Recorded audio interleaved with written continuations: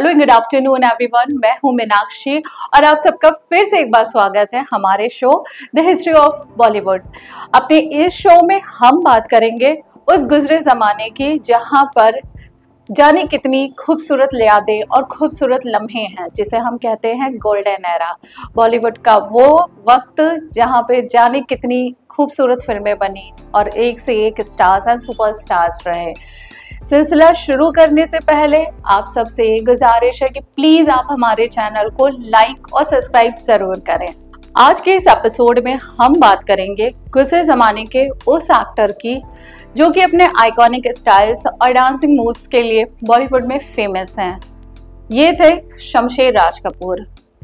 शमशेर राज कपूर, जी हाँ, शमशेर राज कपूर यानी कि शम्मी कपूर, जिन्हें हम बॉलीवुड में इसी नाम से जानते हैं। शम्मी कपूर साहब अपनी एनर्जेटिक स्टाइल्स और आइकॉनिक स्टाइल्स के लिए बहुत ज़्यादा फेमस रहे। इनका जन्म हुआ था 21 अक्टूबर 1931 को मुंबई में famous actor director Prithviraj Kapoor ji के घर में। पृथ्वीराज कपूर जाहिर सी बात है फिल्मों से जुड़े हुए थे, जैसा कि उनके बेटे राज कपूर भी फिल्मों में अपना एक बेहतरीन काम कर रहे थे। तो शम्मी कपूर साहब को भी वो चीज़ अपनी फैमिली में ही मिली। हालांकि उनके करियर की शुरुआत स्टार्टिंग में ही हो गई थी थिएटर्स वगैरह में, जैसा कि वो काम कर रहे थे एज अ चाइल्ड, मगर पूरी तरीके से अभी फिल्मों में उन्हें आना बाकी था। साल 1953 की फिल्म जीवन ज्योति से उन्होंने फिल्मों में डेब्यू किया।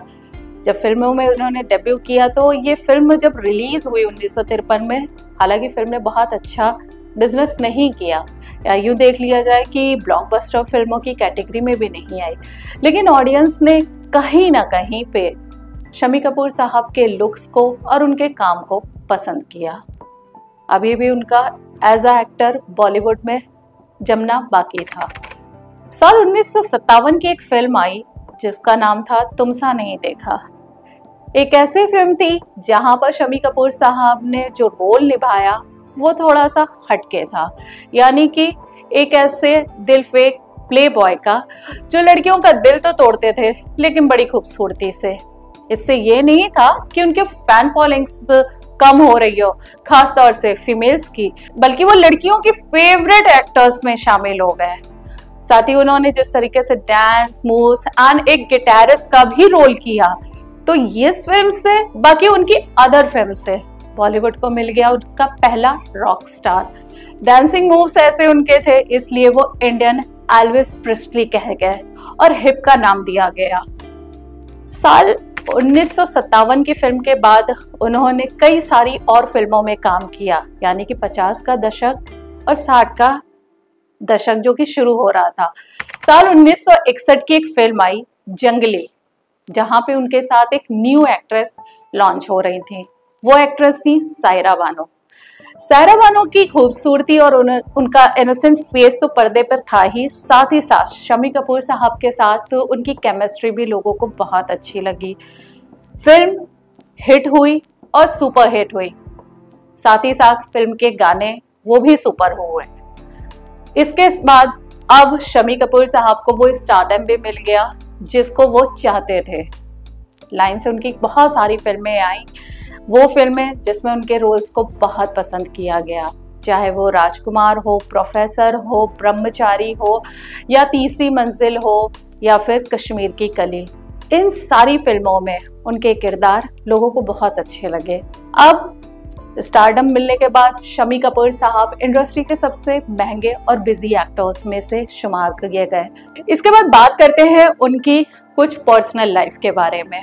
पर्सनल लाइफ ये कि उन्होंने जब शादी करी तो फिल्मों की एक फेमस एक्ट्रेस गीता बाली जी से शादी की। गीता बाली जी जो कि उनसे उम्र में बड़ी थी, लेकिन शम्मी कपूर साहब एक बेबाक एक्टर होने के साथ साथ एक बेबाक इंसान भी थे। उनका ये मानना था कि उम्र कभी भी प्यार के बीच में नहीं आती है, इसलिए उन्होंने गीता बाली जी से शादी की। आपको शादी के बीच का एक सिलसिला है कि लोग अपनी जीवन साथी की मांग सिंदूर से भरते हैं, लेकिन शम्मी कपूर साहब ने अपनी होने वाली बीवी यानी कि गीता बाली जी की मांग भरी थी लिपस्टिक से। ये एक कॉमिक हिस्सा हो गया उनकी शादी का। इसके बाद उनकी ज़िंदगी खूबसूरत चल रही थी। मैरिड लाइफ के साथ साथ उनकी शादी का भी जो सिलसिला था वो अच्छा चल रहा था, साथ ही करियर भी उनका अच्छा चल रहा था। अब बात करते हैं शम्मी कपूर साहब की फिल्मों में गानों का और उनके जो गानों के साथ साथ जो उनके संगीत का प्रेम था उसके बारे में।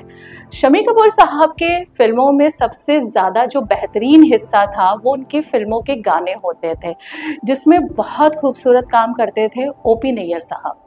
उनके म्यूज़िक्स इतने ज़्यादा खूबसूरत होते थे और उनकी पर्दे पे जो आवाज़ होते थे वो होते थे मोहम्मद रफ़ी साहब। मोहम्मद रफ़ी साहब ने उनके लिए एक से एक बेहतरीन गाने गाए, चाहे वो जंगली का याहू हो जो कि अपने आप में एक आइकॉनिक सॉन्ग है, या फिर कश्मीर की कली का वो रोमांटिक सॉन्ग निगाहों निगाहों में दिल लेने वाले। इन सारे ही सॉन्ग्स को अगर आप सुनेंगे, हालांकि गाना एक एनर्जेटिक वाला है याहू और दूसरा एक प्रेम में विभोर इंसान का वो सॉन्ग, लेकिन जो चीज़ इंसान को सबसे ज़्यादा अपनी तरफ खींच रही है वो है उनकी आवाज़ और उस गाने की क्वालिटी। पर्दे पे जिस खूबसूरती से उन्होंने अपने इस किरदार के साथ साथ गाने को लोगों के सामने प्रेजेंट किया, ऑडियंस ने उनके इस गाने के साथ साथ उनकी फिल्म को भी अपने दिलों में बसाए रखा।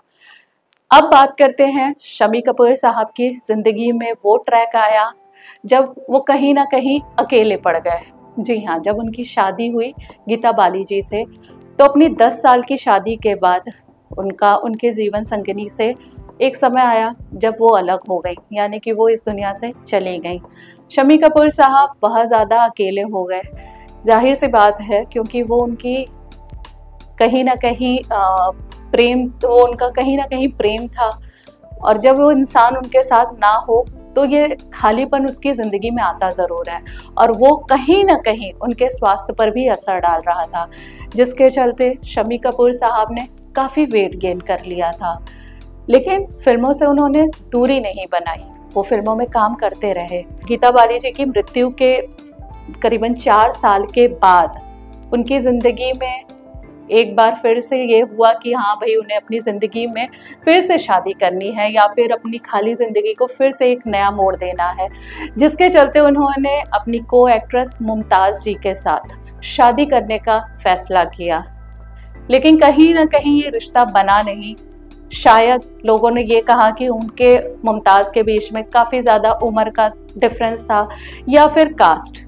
खैर, इस कहानी को ज़्यादा हवा नहीं मिली, या यूं कह लें इस रिश्ते को कोई नाम नहीं मिला। फिर उनकी ज़िंदगी में आती हैं गीता देवी गोहिल, जिन्होंने उनका साथ दिया और उनकी जीवन संगिनी बनी। फिर शम्मी कपूर साहब ने फिल्मों में अपनी सेकंड इनिंग स्टार्ट की। अपनी सेकंड इनिंग में उन्हें अब सहायक कलाकारों के रूप में ही काम करने को मिलता था, क्योंकि उनका वेट इतना ज़्यादा बढ़ चुका था। अब मुख्य भूमिकाओं में वो कम नज़र आते थे।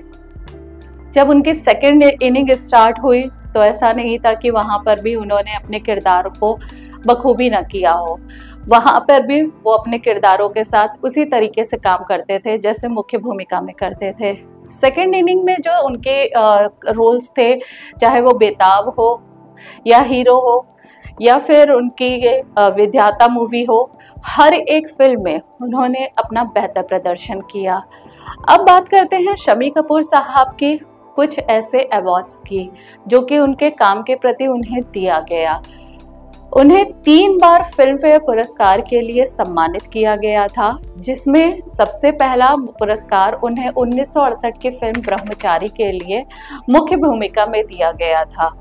इसके बाद 1995 की फिल्म आई थी प्रेम रोग, जिसमें उन्हें सहायक भूमिका के लिए और विधाता के लिए फिल्म फेयर का अवार्ड दिया गया था।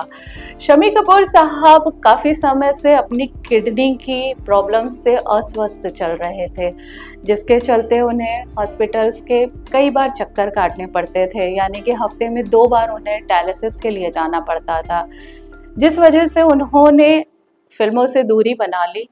लास्ट में जब हमें फिल्मों में एक बार दिखे भी शम्मी कपूर साहब, तो 2011 की रॉक स्टार मूवी के एक सॉन्ग में हल्की सी झलक उनकी मिलती है, या यूं कह लें कि एक सेकंड रॉक स्टार का अपने पहले रॉक स्टार के लिए ये एक समर्पण था। उस गाने में केवल हल्के से शम्मी कपूर साहब दिखे। इसके बाद उनकी कंडीशन और ज़्यादा बिगड़ने लगी, जिसके चलते उन्हें मुंबई के ब्रिच कैंडी हॉस्पिटल में एडमिट कराया गया 7 अगस्त को, और आने वाली 14 अगस्त को 2011 में उनका निधन हो गया। ये थी शम्मी कपूर साहब से जुड़ी हुई कुछ ऐसी जानकारी जो उनकी ज़िंदगी की आज भी कहीं ना कहीं हमारे लिए प्रेरणा का काम करती है। हालांकि आज वो हमारे बीच नहीं है, लेकिन फिर भी उनके फिल्मों के गाने और उनकी फिल्में हमारे बीच याद बन करके हैं। तो आज के एपिसोड में सिर्फ इतना ही। बने रहिए हमारे साथ इसी तरीके से। नमस्कार।